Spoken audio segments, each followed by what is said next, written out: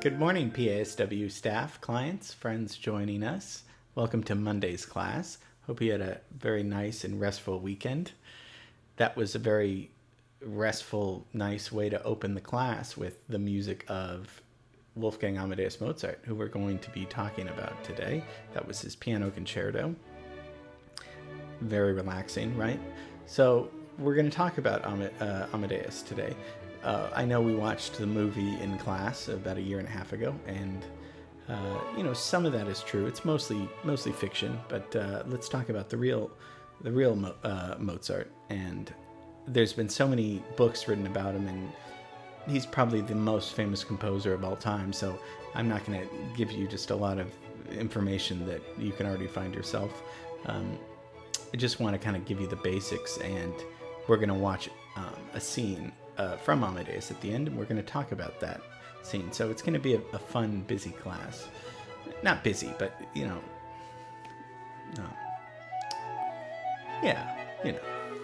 So let's talk about Mozart. Born January 27th, 1756. His father taught him music, everything he knew about music, and his sister was also a composer, and the rest of his siblings died. But his sister was a composer, but after she got married, she wasn't allowed to perform music. So it shows you that there's still problems today in the world, but a little bit less than it's a little bit less antiquated than that. So, but he starts playing music by the time he's 4 years old, and starts playing the clavier, which is kind of like a piano, because pianos were kind of invented right around Mozart's time. It was mostly claviers and harpsichords, and those are keyboard instruments. But the piano was kind of brought in a little bit later in Mozart's life. And by the time he's 8 years old, he writes his first symphony. So obviously this guy's got talent, right? He was sickly as a child, though. He had smallpox, and he was about 5'4" in life, so he was a slight, short man, but had a great sense of humor, supposedly, and a weakness for crude jokes. So a lot of his humor was scatological, and in the letters that he would write with his sister, and so kind of juvenile but funny. So in that part in the movie Amadeus, they probably got that right, along with his laugh. Supposedly he really did have a high laugh like that was kind of silly. So he was, I think, not immature, but very serious in his work, and a little bit silly in his life, perhaps. There's probably a better word than silly, but we'll go with that for now. But loved life, and was very extroverted, but also suffered a lot from depression too. I think somebody said he spent his whole life looking for a job, so he would go to these different places, and they would pay him for music, but he never really made a great living. And when he did, he would blow all of his money, mostly on fine clothes and gambling. That's kind of so that's why he died poor, and he was just never really good with money. Probably like most geniuses, they're not the most well adapted at functioning in the day-to-day real world, because they're just thinking about their art the whole time. So although he was open and honest and lived a fun life, he was lonely as a child, and he traveled a lot. His father would take him on the road, and he would miss his mother a lot, and he longed for affection from everybody that he met. And I'm not sure if that was ever, that seemed to be kind of maybe a lifelong struggle, until he met his wife, Constanza, and they were madly in love with each other, and he wrote the Mass in C minor for her, and a lot of other music.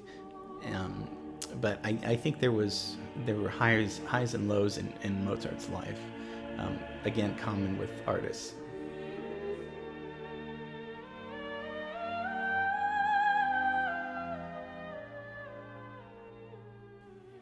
So in the 1990s, these studies would come out that Mozart could make you smarter, and Mozart for babies, and this was proven by a lot of medical scientists that the brain's natural dislike of dissonant music that's not really consonant, that the consonants in Mozart's music indicates the important effect on our cognition, on how we process things. When we hear consonant melodies that are so prevalent in Mozart's music, that our brain is actually able to think clearer. Interesting. I mean, I believe it. I've never done a study, but it's become a phenomenon. It's hard to say, if I don't think it can hurt to listen to Mozart to make you become smarter, but there's definitely something about his music, as you can hear in some of these pieces. It's so soothing and relaxing, and what makes Mozart such a genius is it's exactly the kind of music that you feel like listening to. It's perfection. I never want to say art is perfect and objective, but boy, when it comes to Mozart, at least for me personally, perfection is a word that comes. It's perfect music. I don't think anybody else's music can be described like that, and but I don't think I'm the only one that thinks that too. Mozart's probably personally my favorite composer, and it's just it's this, for lack of a better word, perfect music. So because I do love the movie Amadeus so much, and like I said, there's fact and fiction.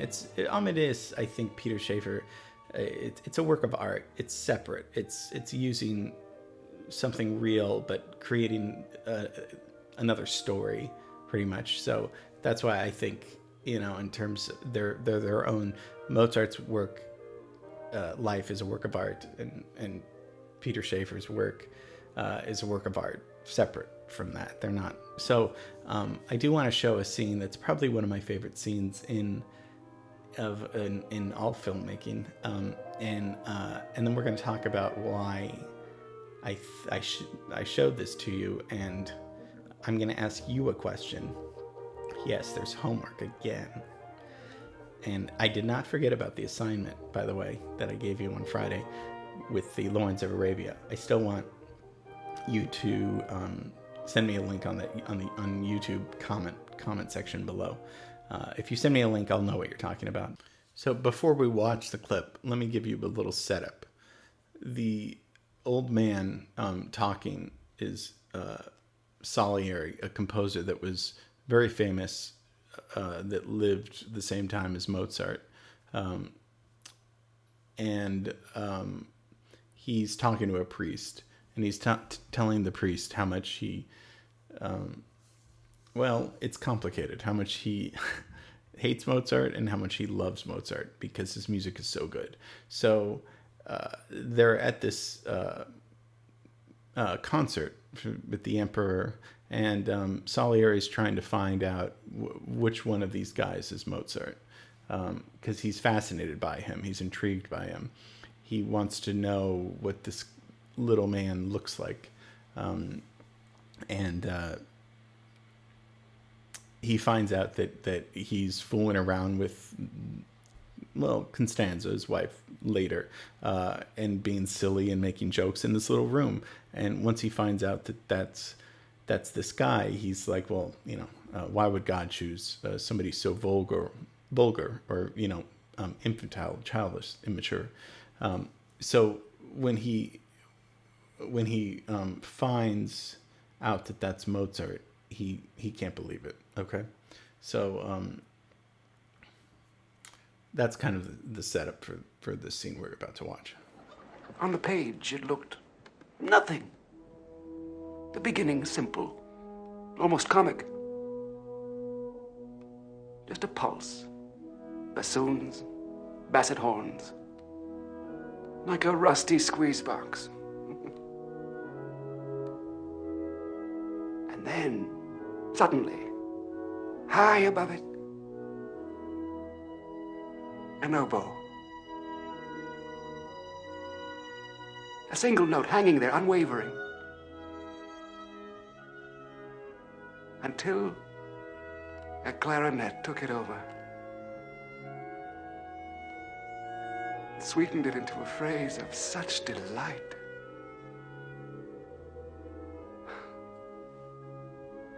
This was no composition by a performing monkey. This was a music I'd never heard. Filled with such longing, such unfulfillable longing. It seemed to me that I was hearing a voice of God. Excuse me. But why? Why would God choose an obscene child to be his instrument? It was not to be believed. This piece had to be an accident. But had to be.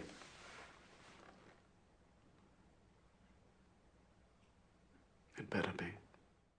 So at first, Salieri wants to hate it, right? He wants to hate Mozart and hate his music because, he's a composer too. He wants to be better than him, right? And when he's telling the priest, he's confessing to the priest, he's unable to hate it. He can't. There's something so beautiful about it. And if you listen to how he describes this piece, and this is the Grand Partita, one of Mozart's most famous pieces of all time, when he starts explaining it to the priest, it's like a rusty squeeze box, that dun, dun, dun, dun. And he said it's almost comical, right? Until what? Until an oboe comes along. Now, why am I saying this to you?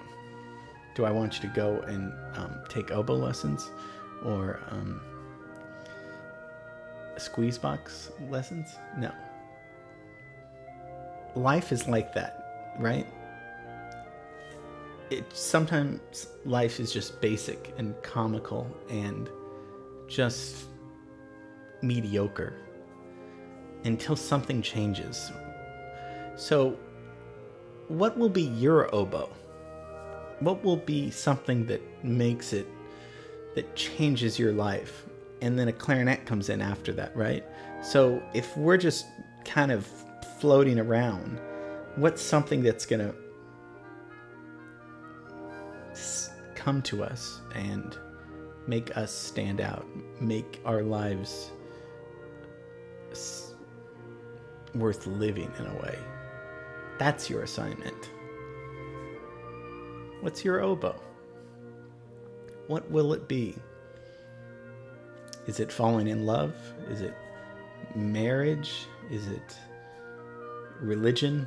Is it simply going for a walk and enjoying the day and realizing that life is precious and that every moment counts? I don't know. I'll think about it too. So, I'm taking the homework assignment seriously too. I hope you enjoyed the class on Mozart. Genius will live on forever, has lived on forever.